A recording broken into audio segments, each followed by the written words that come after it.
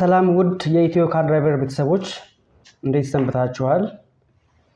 ለዛሬ ይዤላችሁ የመጣሁት የዳሽቦርድ ጠቋሚ መሳሪያዎች ወይም ደግሞ ዳሽቦርድ ዋርኒንግ ላይቶችን ነው ይዤላችሁ የመጣሁት። ለቻናሌ አዲስ የሆናችሁ ሰብስክራይብ፣ ነባር የሆናችሁ ደግሞ ላይክ፣ ሼር እና ኮሜንት እንዳይረሳ እያልኩኝ ወደ ዛሬ ፕሮግራም ይዤያችሁ ገባለሁ። እንግዲህ የዳሽቦርድ ጠቃሚ መሳሪያዎች በሶስት መንገድ ከፍለናቸዋለን። የመጀመሪያው የማስጠንቀቂያ መብራት ወይም ደግሞ ዋርኒንግ ላይቶች ይባላሉ። እነዚህ ዋርኒንግ ላይቶች ወይም ደግሞ የማስጠንቀቂያ መብራቶች የሚባሉት ምንድናቸው? በቀይ ቀለም የምናገኛቸው እና ምንድነው በዚህ ጊዜ እነዚህ ላይቶች ወይም ደግሞ እነዚህ ቀይ መብራቶች ወይም ደግሞ እነዚህ ዋርኒንግ ላይቶች በሚበሩበት ሰዓት ዳሽቦርዳችን ላይ ምን ማድረግ አለብን? አስቸኳይ መፍትሄ መፈለግ አለብን። ምክንያቱም እነዚህ ቀይ በሩ ማለት ማስጠንቀቂያ ነው ወይም ደግሞ አደጋ ሊያመጣበት ስለሚችል ቀይ መብራቶች በበሩበት ሰዓት መኪናችንን ቶሎ ብለን ወደ መካኒክ ወይም ደግሞ ወደ አቅራቢያችን ወደሚገኝ ጋራጅ ወስደን ማሳየት መቻል አለብን። በሁለተኛ ደረጃ የምናገኘው ጥቆማ ሰጪ መብራቶች ወይም ደግሞ አድቫይዘሪ ዋርኒንግ ላይቶች ይባላሉ። እነዚህ ደግሞ በቢጫ ወይም ደግሞ በብርቱካናማ ቀለም እናገኛቸዋለን።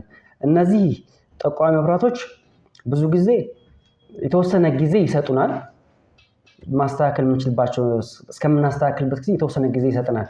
በዛን እንትን ውስጥ ቶሎ ማስተካከል መቻል አለብን። እነዚህ ቢጫ በሩ ስለበሩ ብቻ ዝም ማለት የለብንም። እንደ ዋርኒንግ ላይቶች በአፋጣኝ መፍትሄ ባንሰጣቸውም ግን የተወሰነ ጊዜ ያስጠቅሙናል። እንደዛም ሆኖ ግን ቶሎ ብለን ወደ መካኒክ ቦታ ወይም ደግሞ ወደ ጋራዥ ወስደን እነዚህ የተባላሹትን ቦታዎች ማስተካከል መቻል አለብን ማለት ነው።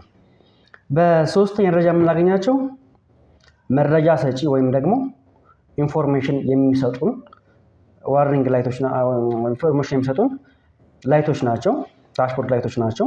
እነዚህ ደግሞ ብዙ ጊዜ በተለያዩ ቀለማት የምናገኛቸው። ለምሳሌ ያክል በአረንጓዴ መብራት ሊሆን ይችላል፣ በሰማያዊ መብራት ሊሆን ይችላል። በእነዚህ መብራቶች እናገኛቸዋለን። እነዚህ ኢንፎርሜሽን የሚሰጡ መብራቶች ብዙ ጊዜ መረጃ ነው የሚሰጡን። ለምሳሌ ፍሬቻ ልናበራ ሊሆን ይችላል፣ ሀዛርድ ልናበራ ሊሆን ይችላል። በዚህ ጊዜ የሚበሩ መብራቶች ናቸው። ወይም ደግሞ እንደዚህ የግንባር መብራቶችን ስንጠቀም ረዥም መብራት ስንጠቀም የሚበራ መብራት አለ። ስለዚህ እነዚህ መረጃ ሰጪ መብራቶች ይባላሉ። ይህም በዚህ ካየን አሁን ዋናው ዳሽቦርድ ላይ ያለውን ምልክቶች እናያቸዋለን። ብዙ ጊዜ ዳሽቦርድ ላይ ያሉ ምልክቶች አንድ አሽከርካሪ ምን ጊዜም ዳሽቦርዱን እያየ ነው ማሽከርከር መቻል አለበት። ምክንያቱም ዳሽቦርድ ላይ ያሉት ነገሮች ለመኪናው ወይም ደግሞ ለኢንጂኑ በጣም ወሳኝና አስፈላጊ የሆኑ መረጃዎችን የሚሰጠን ነው። ይሄ ማለት ለምሳሌ ዋርኒንግ ላይት በርቶ በምናሽከረከር ከሆነ ኢቭን ዋርኒንግ ላይት በርቶ እኛ ዳሽቦርድ የማናይ ከሆነ መኪናችን ለከፋ አደጋ እናጋልጣለን ማለት ነው። ስለዚህ አንድ አሽከርካሪ ዳሽቦርድ ላይ ያለውን መረጃ በደንብ እና በስነ ስርዓት ማየት መቻል አለበት። ያ በሚሆንበት ሰዓት ቶሎ መፍትሄ ለሚያየው ነገር ቶሎ መፍትሄ መስጠት ይችላል ማለት ነው። እሺ አሁን ከየት እንጀምራለን? የመጀመሪያው ቼክ ኢንጂን። እቺ የምታዩት ምልክት የቼክ ኢንጂን ምልክት ነች። ይህ ቼክ ኢንጂን መቼ ነው የሚበራው? የሲስተም ፌል ሲያደርግ ነው። በኢንጂን ወይም ደግሞ በትራንስሚሽን አካባቢ ላይ ሲስተማችን ፌል ሲያደርግ ይሄ መብራት ይበራል።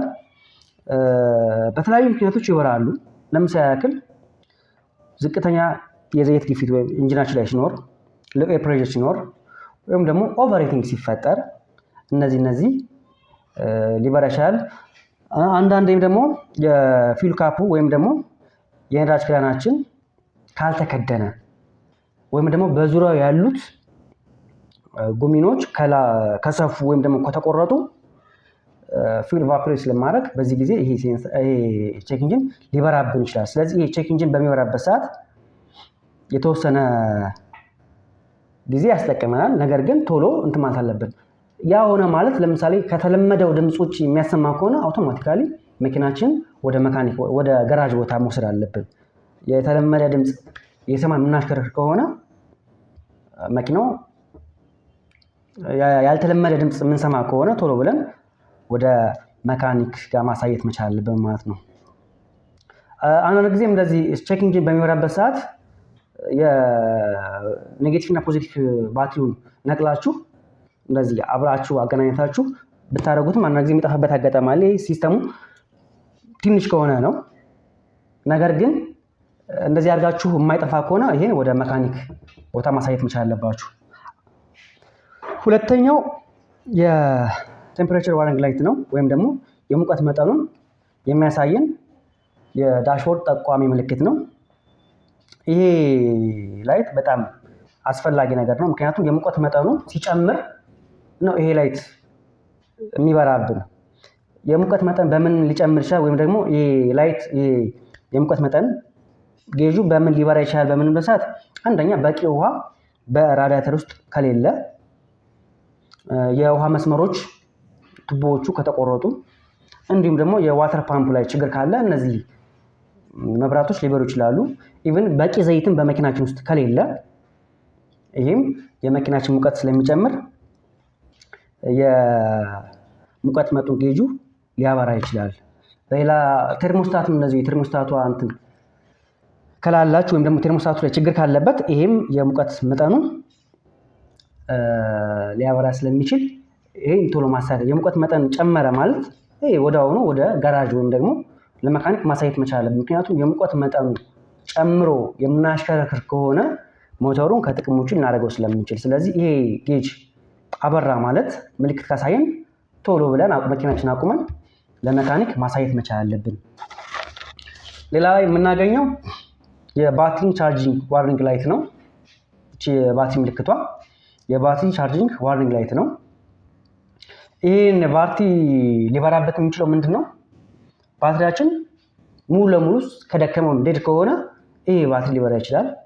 የዲናሞ ችግር ካለበት ዲናሞችን የሚደምርልን ካልሆነ ዲናሞ እየደመረ ካልሆነ ይሄ መብራት ይበራል ማለት ነው።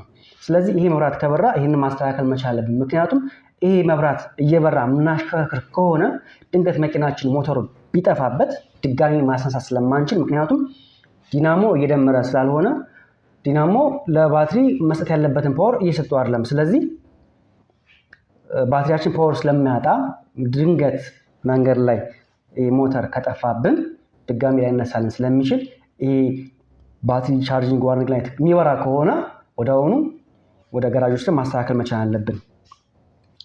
ሌላው እዚህ ጋር የምታዩት ኦይል ፕሬሸር ዋርኒንግ ላይት ነው።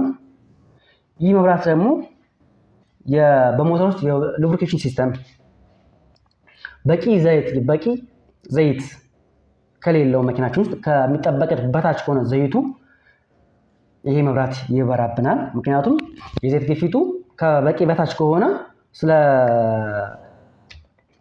መኪናችን አደጋ ሊጥል ስለሚችል ይሄ መብራት ይበራል። ስለዚህ ኦይል ፕሬሸር ዋርኒንግ ላይት የሚበራበት ምክንያት ምንድነው?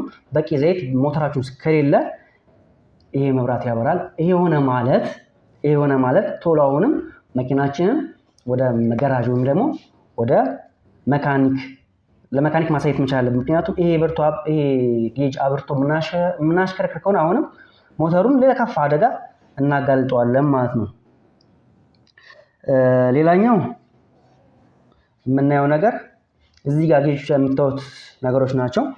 ለምሳሌ ያክል እዚህ ጋር የምታዩት የሃንድ ብሬክ ነው ወይም ደግሞ የእጅ ፍሬን ነው። ይሄ የእጅ ፍሬን መብራት የእጅ ፍሬን በምንወርድበት ሰዓት ይሄ መብራት ይጠፋል። ነገር ግን የእጅ ፍሬን አውርደን የማይጠፋ ከሆነ ወይም ደግሞ የሚበራ በርቶ የሚቀር ከሆነ ዛሬ ይዤላችሁ መጣሁት ይሄንን ነው። ነገር ግን ስለ ዳሽቦርድ በዚህ ፕሮግራም ብቻ አናበቃም። ሌላ ሰፋ ያለ ፕሮግራም ይዤላችሁ እመጣለሁ። እያንዳንዱ ምልክቶች የምናይበት እንትን አለ። በተለይ መብራቶች፣ ላይቶች ምናምን በደንብ ይዤላችሁ እመጣለሁ። ዛሬ ይዤላችሁ መጣሁት ዳሽቦርድ ላይ የምናገኘውን ነገሮች ብቻ ነው። ስለዚህ በቀጣይ ፕሮግራም እያንዳንዱ የዳሽቦርድ ዋርኒንግ ላይቶችን በስፋት ይዤላችሁ እመጣለሁ። ለቻናሌ አዲስ የሆናችሁ ሰብስክራይብ፣ ነባር ሆናችሁ ደግሞ ላይክ፣ ሼር እና ኮሜንት እንዳይረሳ ያልኩኝ በድጋሚ ሰላም ቆዩልኝ እላችኋለሁ።